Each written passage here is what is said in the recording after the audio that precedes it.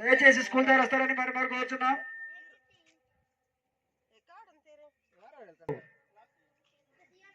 ఇక్కడ పార్టిసిపేట్ చేస్తారని మరి కోరుచున్నాం.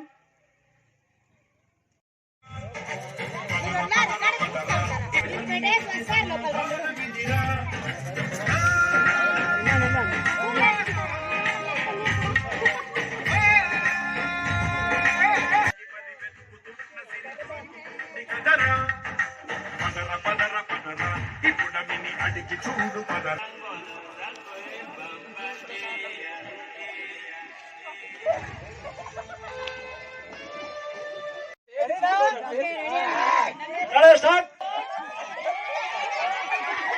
ఇరు చెట్లు బాగా గట్టిగా పోటీ పడుతుంది.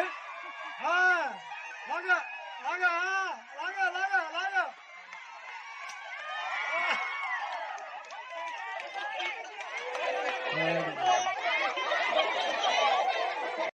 2, 3 start.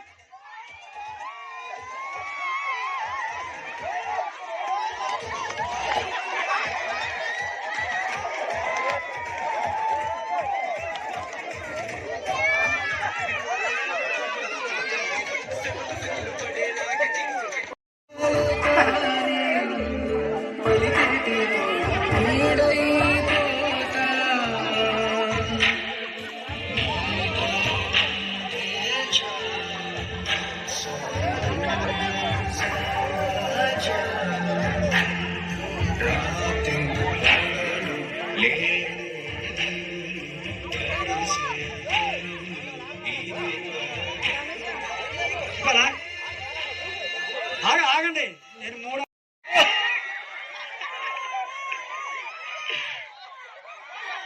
లాగాలి లాగాలి లాగాలి లాగా లాగా లాగా లాగా లాగా లాగా లాగా లాగా లాగా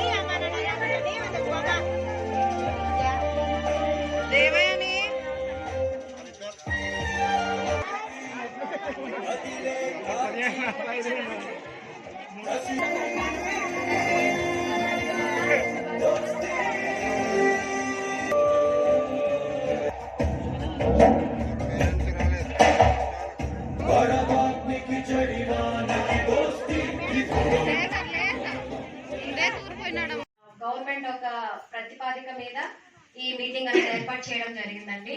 పిల్లల యొక్క ప్రతిభలు, పిల్లల యొక్క స్టాండింగ్స్ అన్ని పిల్లల తల్లిదండ్రులకి ప్రతి ఒక్కటి తెలియాలన్న ఉద్దేశంతో ఈ పేరెంట్స్ కమిటీ మీటింగ్ ఏర్పాటు చేయడం జరిగింది.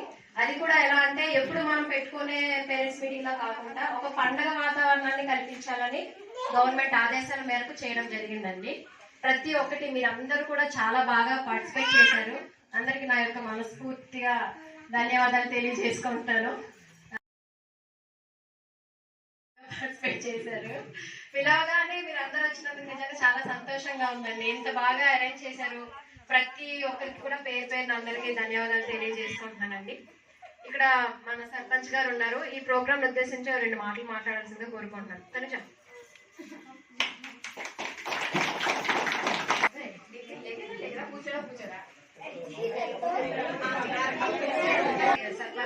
ఎస్ఎల్సి సభ్యులైనటువంటి జెన్ని మధ్యరాజు గారు కూడా మనస్ఫూర్తిగా అభినందనలు తెలియజేసుకుంటున్నానండి.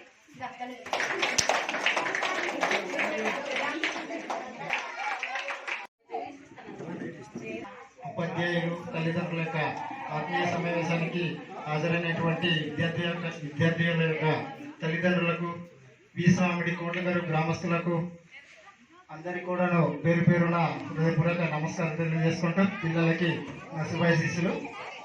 ఈరోజు ఇక్కడ మనము సమావేశం అవడానికి గల కారణం ఏంటంటే గవర్నమెంట్ వాళ్ళు ఈ రకంగానైనా ఉపాధ్యాయులు,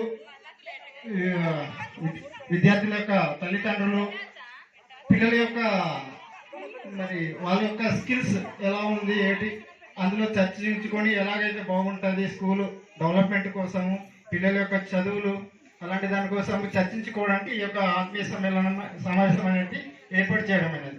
కావున మనం తల్లిదండ్రులు బ్యాక్ వెళ్ళిపోయిందండి మళ్ళీ. ఎందుకంటే ఫార్వర్డ్ ఇప్పుడు కింద వాళ్ళందరూ పైకి వచ్చేస్తున్నారు. అలా వస్తున్నప్పుడు మనకు జాబ్ ఫెసిలిటీస్ ఏముంటాయండి? వీళ్ళు బాగా చదవగలిగితేనే వాళ్ళని అందుకోగలరండి. వాళ్ళతో పోటీ పడాలి. పోటీ పడాలంటే వీళ్ళు చాలా కష్టపడి చదవాలి. అది దానికి మేము ఎంత సపోర్ట్ చేయాలో నేను అంత సపోర్ట్ చేస్తానండి. తల్లిదండ్రులుగా మీరు కూడా పిల్లలకి అంత సపోర్టింగ్ ఇవ్వాలండి. అలా ఇచ్చినప్పుడు వాళ్ళు కంపల్సరీ మీరు అనుకున్నట్టుగానే మీరు ఏదైతే పిల్లలు జరగాలనుకున్నారో అవన్నీ వాళ్ళు కంపల్సరీ అవుతారు. అయితే పిల్లలు ప్రోగ్రెస్ కార్డ్ అండి. ప్రోగ్రెస్ కార్డులో ఒక్కొక్క పిల్లలు నేను అడిగాను, మీరు ఏమవుతారా, మీరు ఏం చదువుతారు, మీరు దేని మీద ఇంట్రెస్ట్ ఉంది ఏంటంటే ఒక్కొక్క పిల్లలు చెప్పారు. ఏం సమాధానం చెప్పారు ఒకసారి చూడండి. చరణ్ తేజ్ మగ పిల్లాడికి 20 సంవత్సరం నిండకుండా పెళ్లి చేయకూడదు అనేసి అవగాహన అందరికీ కలిగి ఉండాలి. ఇప్పుడు అప్పుడు లాంటి రోజులు కాదమ్మా. ఎందుకంటే ఆడపిల్ల చిన్న వయసు చేసుకుంటే ఆడపిల్లకే చాలా రక్తహీనత అని, పిల్లలు మంచిగా పుట్టడం చదవకపోవడం అలాంటివి జరుగుతుంది. కాబట్టి అందరూ ఇప్పుడు వయసు సరిపోతేనే ఆడపిల్లకి పెళ్లి చేయాలి, మగ పిల్లలు కూడా వయసు సరిపోతేనే పెళ్లి చేయాలి.